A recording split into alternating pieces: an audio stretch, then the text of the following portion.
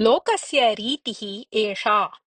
पूर्वं सर्वे प्राणिनः यदा सम्भाषणसमर्थाः आसन् तदा कस्मिंश्चित् ग्रामे कश्चन बालकः वसति स्म।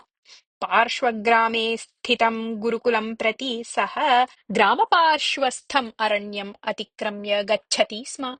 एकदा सः एकाकी यदा प्रत्यागच्छन् आसीत् तदा समीपस्थात् सरोवरात् कस्यचित् मकरस्य करुणक्रन्दनं श्रुतम्।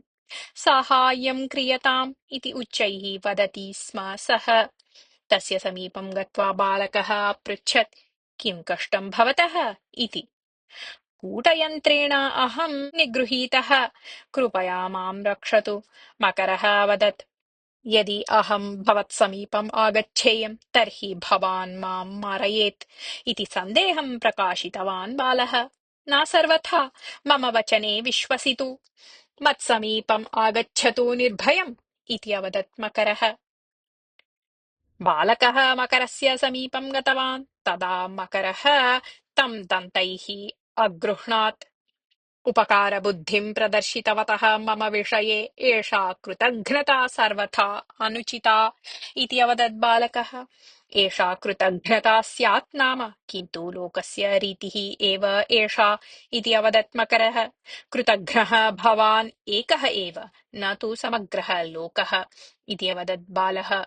लोकः एव एतादृशः इत्यत्र नास्ति सन्देहः। भवतः इतोऽपि संशयः खलु?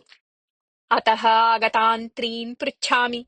ते अपि यदि मम कथनम् एव पोषयन्ति तर्हि अहं भवन्तं खादयिष्यामि एव इति अवदत् मकरः। अल्पे एव काले तत्र कश्चन गर्दभः आगतः। सः सर्वं श्रुत्वा अवदत्, यावत् अहं कार्यसमर्थः आसम् तावत् मम स्वामी मया कार्यं कारितवान्।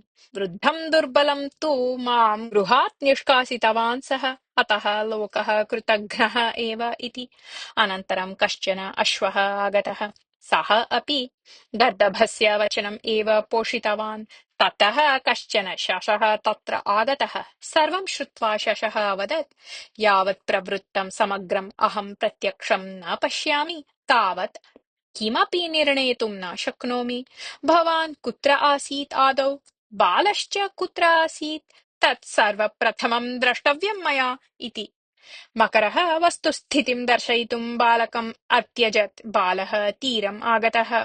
तं शशः अवदत्, भवद्ग्रामीणाः सर्वे मकरमांसं विशेषतः इच्छन्ति खलु? अतः सर्वान् अत्र आनयतु इति। बालः धावन् ग्रामं प्राप्य जनैः सह प्रत्यागतः।